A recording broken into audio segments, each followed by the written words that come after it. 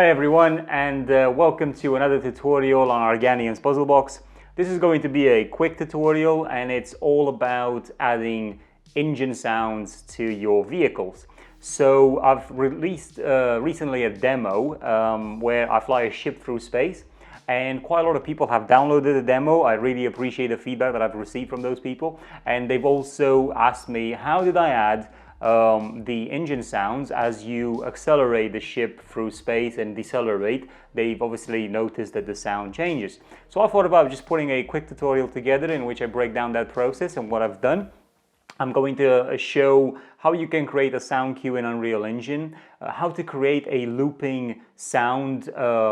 Imagine an engine sound, for example, that you can then loop and bring into Unreal Engine. What is the correct way of importing it? Because that's very important, so you're getting a good result. Then how to set up the pitch and volume within the sound cue and load that up into a blueprint, so then you're able to connect the sound to your acceleration. So imagine your vehicle's velocity moving forward or backwards will change that volume and pitch, and it will basically transition between multiple sound sets. Now in this particular video, I don't want to go in depth of how you can create looping sounds. I just want to show you an example so you know exactly what you need to do to create that sound file.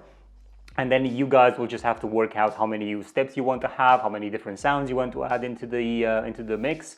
Going from, let's say, a value of 0 to a value of however many kilometers or miles or whatever you're going to be using, however much you want, and how that sound progresses as you do this. So I hope you guys enjoy it. If you do, please please have a look at liking the video, commenting, subscribing to the channel. Have a look on my Patreon, Gumroad or ArtStation. I'm sure you can find space-related projects there that you might be interested in, and that will definitely support me. And if you have any questions and if you want to talk to me directly, you can do so through the comment section below or the Discord server. The link will be in the description. I always answer to anybody who has questions, and I'm willing to help anybody as well. So let's not waste any more time and let's progress with the tutorial.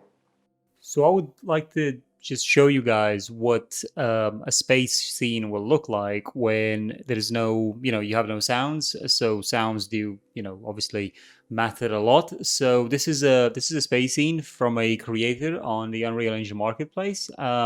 And I just want to, I'm flying through this scene, and as you can see, there's no sound. And that is that's not ideal, especially when I go and crash into a rock like that. So what basically what I want to show you guys then is just my other project where basically I do have sound for when the ship sort of flies through space, so as it accelerates and decelerates and so on. So I'm going to be able to show you that, and then we'll set it up ourselves. Okay, so here we are. I hope you guys can hear the sound. I'm going to accelerate. And that's pretty much the sound that plays when I accelerate or decelerate. As I accelerate or decelerate, obviously, it will go through different pitches of the sound files that I've set up to make the transition as I fly through. So the ship will maintain its own speed right now. I don't have to press any button, any input for it to keep moving. But if I do, then the sound pitch will, the sound will increase, the revving of the engine will increase as well. So let's, I'll just shut up for a couple of seconds so we can hear that.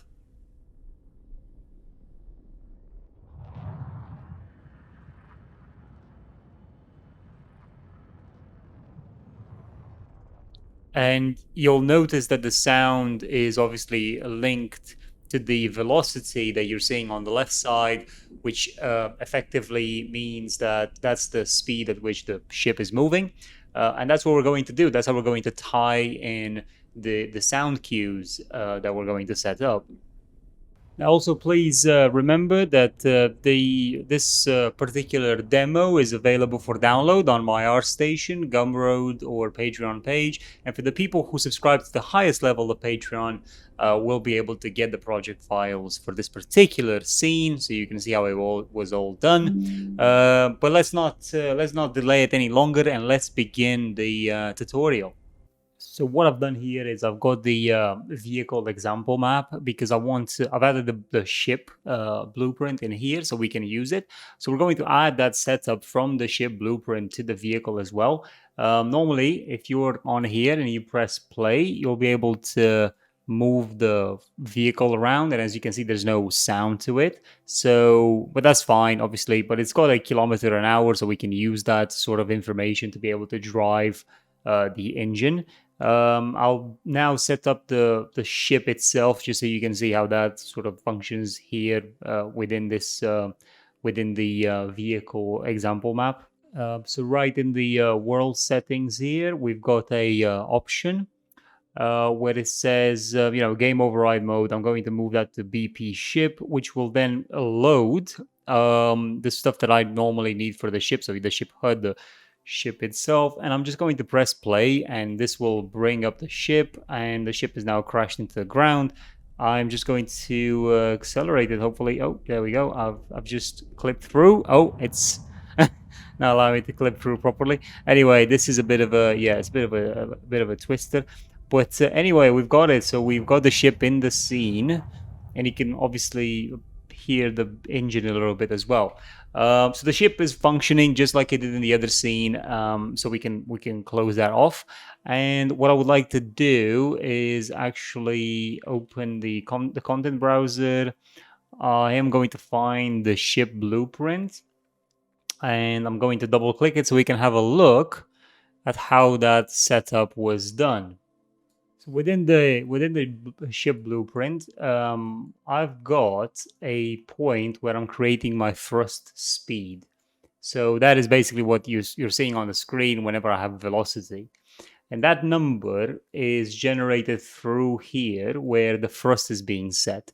Once the thrust is set based on a number of parameters in here, that feeds into a map range clamp, which also obviously feeds back into this whole network here is to make my speed sort of subtract from itself as the speed increases, thus having gaining less speed as time progresses.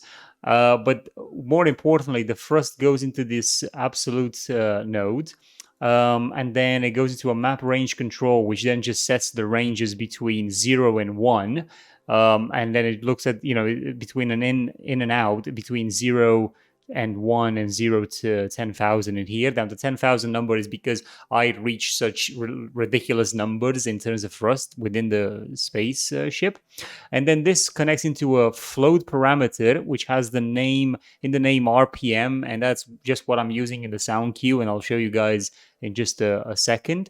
I'm just putting this is the name of the string that it's looking for as a data set, and then this is the audio curve source, which is something that we just add. So you go up here and you type in audio curve source, and when you add one of those, obviously I'm going to delete that. When you add it, you can set in here the sound, which in my particular case is SC engine, which I've already got opened. You basically create this by right-clicking anywhere in the content browser, going to sounds, and you've got this option called sound cue, so you can generate that. Once you generate it, obviously I just named it as SC engine. If you double click it, it will open something like this. When you actually, just for argument's sake, I'm going to create one just so you can see that. But when you make a new one and you open it, this is the only thing that you're going to see in there. Yeah, there's nothing else. But in this particular one that I've created, I've also got two sounds. So they're actually right here. That's the engine idle 2 and 3, as I call them. I don't have an idle 1 because I've deleted it. But anyway, if I press play, we should be able to hear those sounds. I'm not sure if that's if you can hear that, but it's very light. It's very it's not a very loud sound. And then there's this other one as well, but I can actually double click it, and I do have a volume here. So for example, I could turn that to 5, and then I could also open this other one and turn this to 5 as well. And I believe now, if we press save on each of these and then play them again in the content browser, yeah, you can see that that's a lot louder now. And this is how that sounds like as well. Now I'm going to put those back to 1. And instead I'm just going to, well, I'm going to save the files. One thing to note when you import these, I'll show you how to create the sound, but also how to import it and what are the right settings so this works fine. And I'll show you some issues with creating repeatable sounds as well that you'll be able to resolve once you see the tutorial. But basically, with these two sounds in here, we send them through a continuous modulator. And then another one, basically, you can create these nodes by just right clicking and searching for them. So, for example, the continuous modulator is there. And then you've also got the crossfade by parameter here as well. So with this, you can add more inputs in here. So that means that you can add more sounds and modulate them. So what I'm doing is I'm using 3 stages of the sound. And if you look at it, it says here, it's got RPM in the name. So all of them have RPM in the name because that's the data parameter name that we're trying to get the blueprint to look into, including the crossfade by parameter that also has RPM in the name. And I'm going to show you now what's really happening here. So when this sound, which has got a looping tick box on, is going through this continuous modulator, and it's looking at some, the pitch modulator parameter. It's looking at a sort of a well, let's say the default starting position is 1, but it's looking between minimum input of 0 and 1. And if you remember in the blueprint, we're actually using the map range control. We are using the 0 to 1 as well. We're the absolute node also makes sure that the value from the thrust here is as a positive that we're putting into the map range that's clamped, as I said, between a 0 to 1. So that is why this is between 0 and 1. And the volume here is between a maximum of, a minimum of 0 to a maximum of 3 in terms of volume power. The second one is, so you can see in there that I've got the pitch here is set at 1 and the pitch over here is set at 2, but a maximum volume of 1.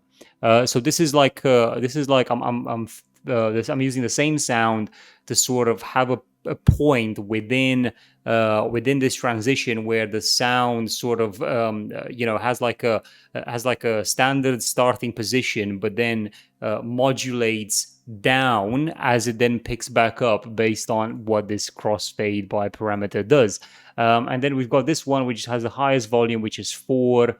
As well. You're going to have to experiment with these until you get the right sort of number that, the right sort of setting that works best for you. So for example, if you've got a sound for gear 1 and then a sound for second gear and then another sound for third gear and so on, you're setting those up with continuous modulators to work out what sort of volume you want to have in each gear, because not all the gears would need to have a low volume. Some of them can have a higher volume than another gear that's for higher in terms of RPM. Now the crossfade by parameter, what it does, it basically mixes between these 3 based on certain parameters. So the index 0 is this one. This is the first modulator here. So what it says is that when the value is between 0.1 and 0.7, push the volume of this, which is already set at 3 currently here is at 3, push that over to 9, and it's I said it's between 0.1 to 0.7.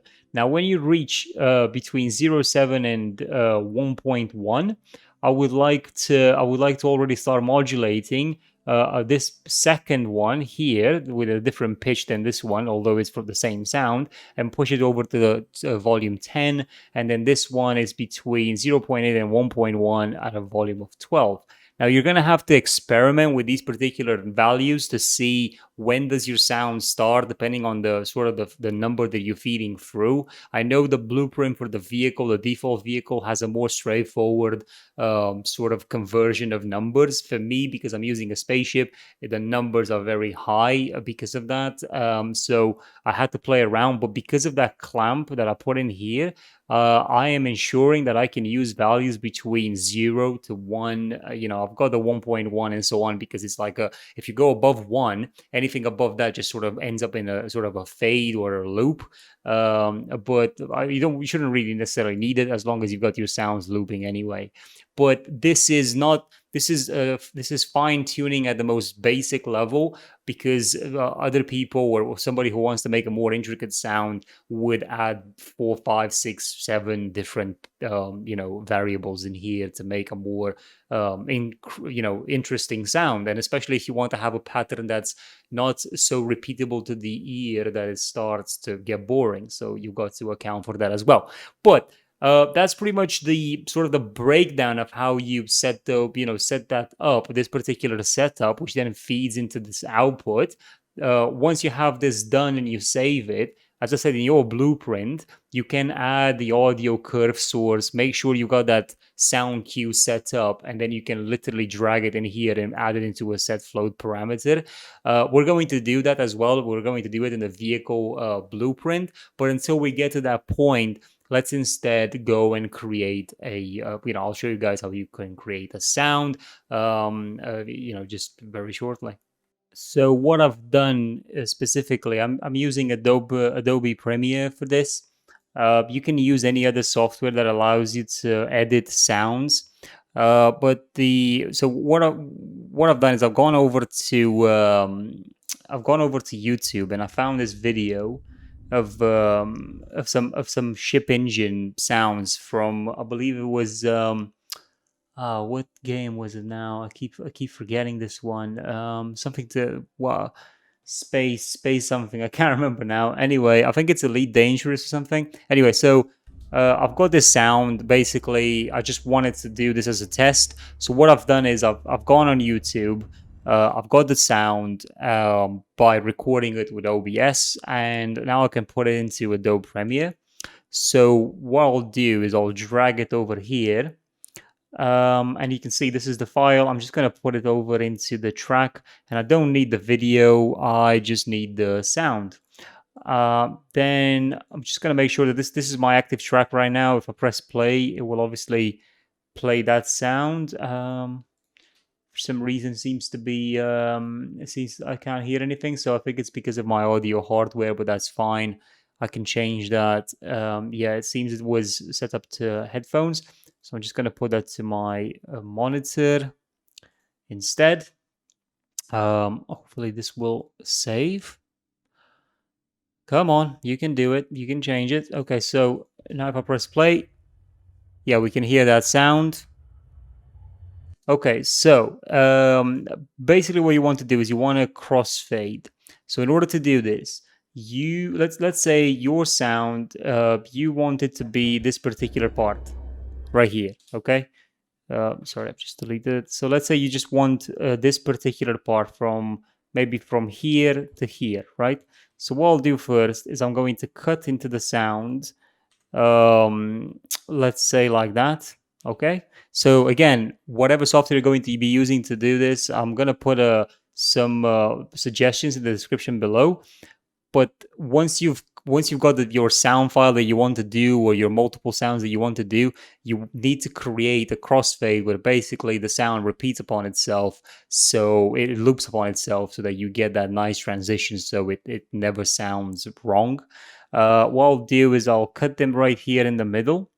So that's very important. And once you do that, if you take this track and you put it right here, and now let's just move them a bit into position, what will happen is the end of this track will be the beginning of this track. So this is why you basically have cut them in half and move this over here. So now when the sound ends right here, I'm just going to add a end of the loop mark out right there. So when I press play, it just continues over onto the other side. The only thing that we've got now is right here in the center. There will be a bit of a cut. So you can hear that, right? So we need to fade that in as well. So the way we're doing that is effectively, let's just, I'm just trying to push this. Let me just push this further up like that so we can see it. So effectively, 1 second, yeah, like that. So what we're going to do is we're going to drag this further down here, something like that. So now they're sort of overlapping. I'm just going to mark out right here, and I'm going to press play. So now we want to hear what exactly is going to go, what is actually going to happen. So you can see it's still not fading very nicely. So what I'll do is right about here in the sound, I am going to start editing the sound a little bit. So you do need an application that allows you to do a bit of edits, a bit of sound edits. So over in here, I've got like a level. I'm setting that's going to be 0, but then at the same, sorry, that's going to be at 0 decibels, which means normal volume. And then when it goes to the end, it's going to go to -40. And I'm going to select this other track, and I'm going to go at the front of the track, at the beginning of this second track. And I'm going to start that off with -40. And by the time it reaches this point, I want it to be at 0. So now let's try that again. So it's not starting fast enough. I'm just going to drag this a little bit like that. And I'm going to go at the front of it, make sure that this sort of starts around there. So that's kind of it. That's kind of how it goes.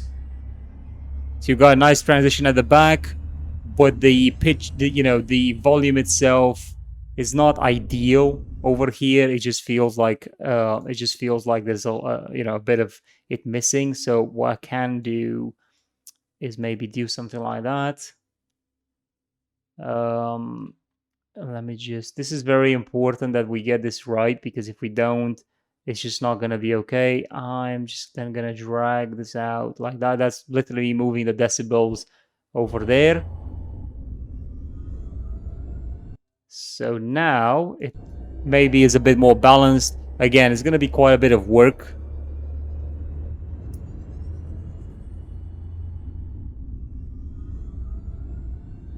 So you can see it's sort of going okay. Still not perfect, but you're going to have to tweak with these a lot until you get like a nice loop, right?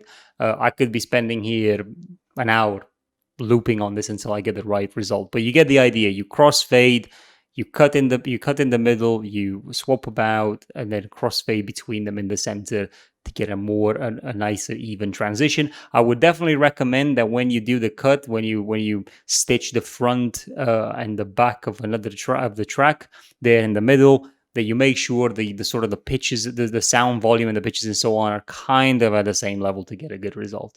So once you got that done, you've noticed that in Adobe Premiere, the transition between the front and the back is very seamless. You can't even tell. So let's just listen to that without me actually interfering, just so we're all on the same page.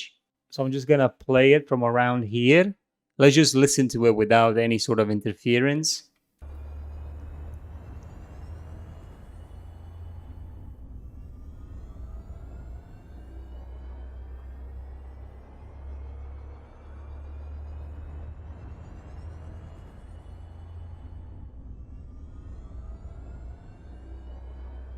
That's not too bad. I would probably play around with the volumes, get it so you can hear it a lot better.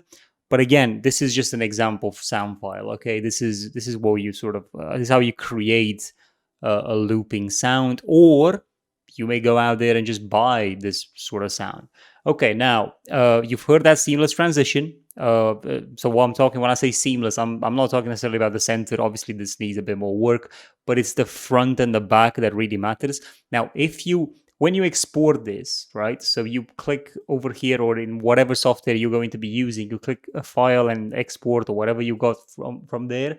And when you get your export options, just make sure that you export as a waveform audio. Otherwise, Unreal Engine will not read it. And this is a high quality a sound codec anyway, so make sure it's uncompressed. And if you want mono or stereo, I normally would go with a stereo sound, but export that particular sound. I'm just going to put it in here, tutorial sound, and just export the audio, and that's really it. Now, when you bring this sound in Unreal Engine or in other software, by the way, it may happen that because you've exported as an MP3 instead of a sound, instead of a waveform, what was it called again? Waveform sound. If you export it as an MP3 instead of that, you may hear a sort of interruption when the track ends, rather than seamlessly transitioning to how you've set it up in Adobe Premiere. And as I said, if you bring an MP3 in Unreal Engine, it will not work at all. So you need Soundwave anyway to do that. But if you're doing it that way, it's actually high enough quality that you will not hear any sort of interruption. But by default, when you import it in Unreal Engine, you will hear an interruption anyway. So actually, let me just go back in Unreal Engine, and in my content browser here, I can click the import button, and I'm gonna go in my downloads folder and bring that tutorial sound. Now, if I press play, actually, I'm not sure if you guys can hear it, so I will just increase its volume, maybe to a 4. And I'm also gonna make sure that the looping option is set on, and I'm gonna press save. And if I go in here and press play,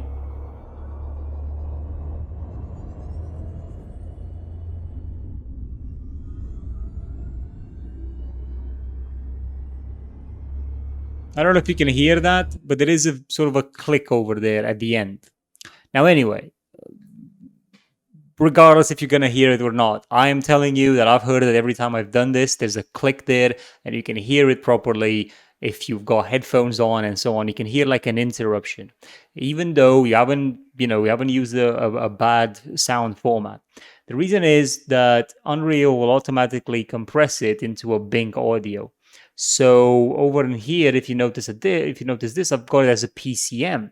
And if you actually switch it to a PCM, it doesn't even say uncompressed audio, large memory usage, string chunk contain less audio per chunk, but extremely cheap to decode and supports all features. So you set that over to PCM instead of Bing audio, and then your sound quality should be perfect. It should loop perfectly on itself.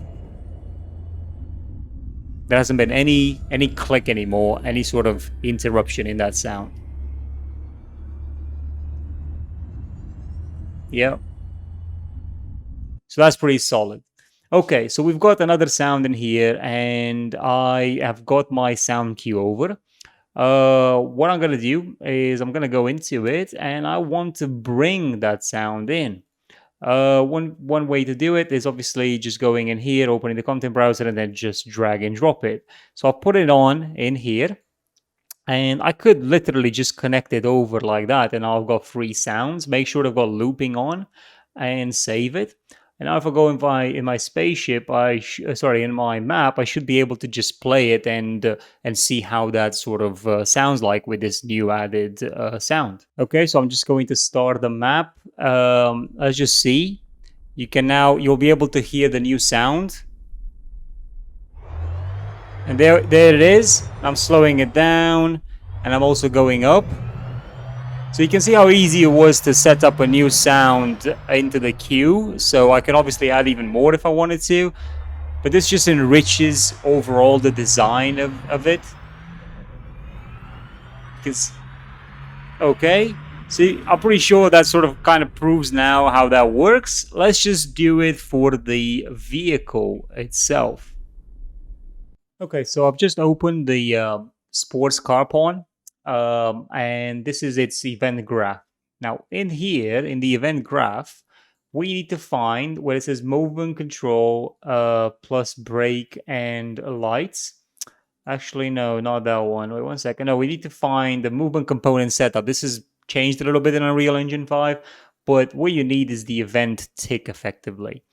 And with that in mind, we can now have a look at it says here Chaos Wheel Vehicle Movement Component. This is good because this is pretty much going to give us the forward speed of the vehicle. So we want to drag a pin from here and type in get forward speed, and this is a node that's available from the engine. And once you have that, obviously this is going to get the value of this Chaos Wheel Vehicle Component movement, and then we can, we're getting that value.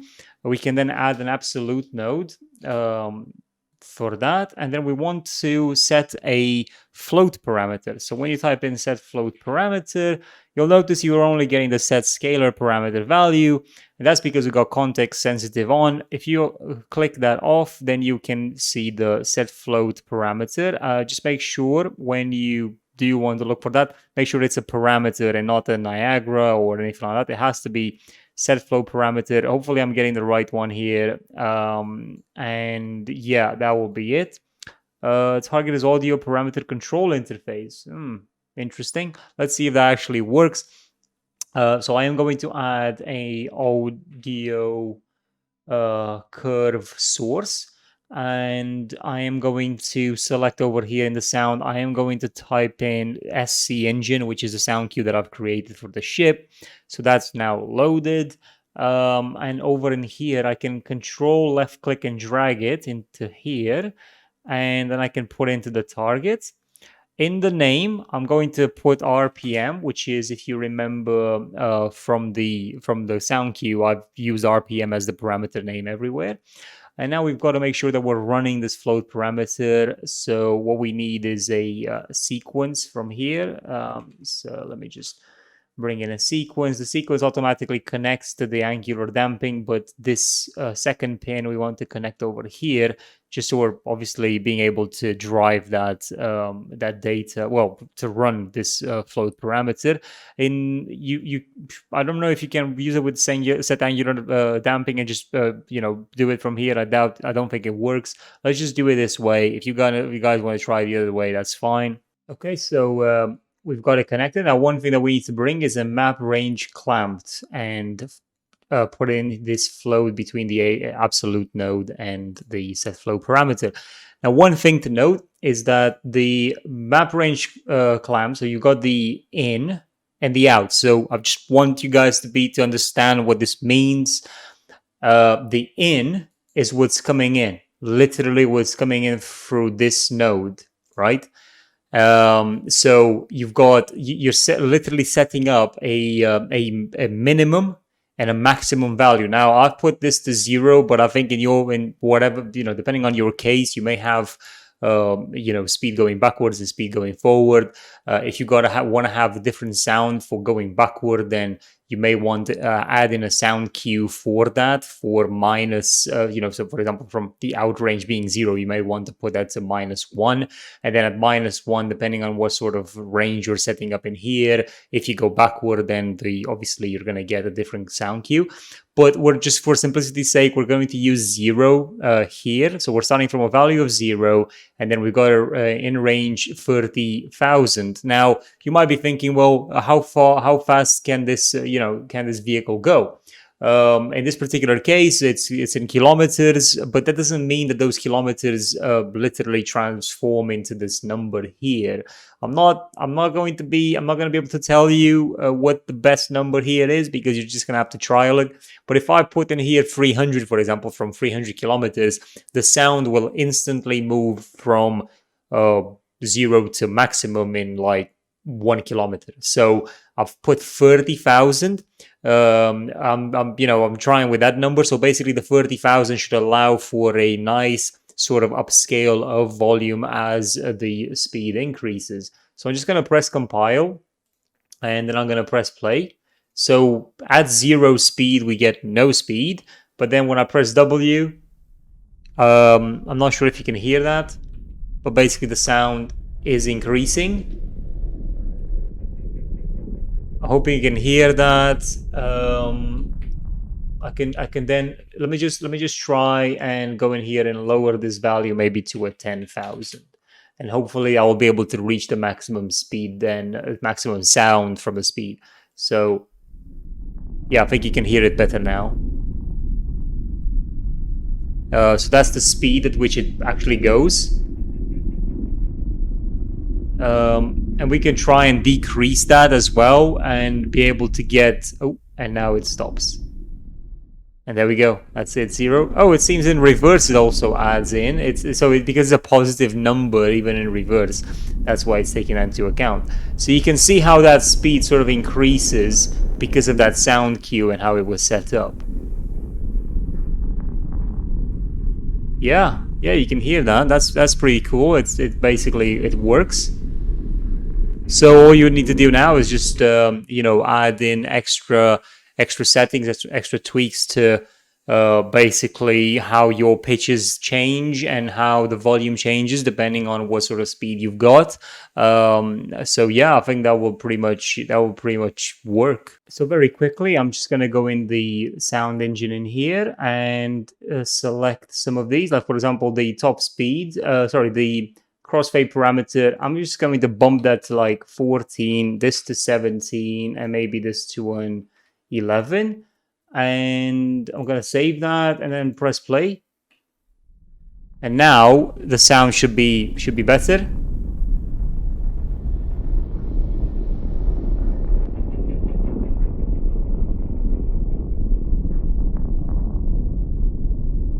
This is a very space-like car. Yeah, so that was pretty much it as an example of how you can sort of set this up and how to generate the sound in a different software. But I hope you guys enjoyed that. I know it was quite quick, quite brief. I didn't want to go into way too much detail because I don't really see the point. It is a matter of experimentation and really depends on what kind of blueprint you're using, what kind of sound files you're using, but the basic setup will be the same. There are some extra features that you can add, some advanced level stuff, but for your average sort of setup for a vehicle, this is kind of the way to go, really. Overall, I think, as a rule of thumb, what to remember is you've got to have the sound file available that is looping. You've got to make sure you export it in the right format and import it and set it to the right format. Create a sound cue, add the sound cue over into your blueprint, connect the sound cue from the blueprint to your forward velocity of whatever sort of pawn or actor you're using. And that's pretty much it. So I hope you guys enjoy it. I would like to thank you to all my Patreons and all the supporters on ArtStation Gumroad. I've also launched my products on the Creo Interactive website, which I think is a very interesting sort of way of doing business with customers who are interested in my space scenes. As I said, if you guys want to talk to me directly, join Discord or in the comment section below. Please leave a like, comment, subscribe, and I'll see you guys in the next one. Enjoy.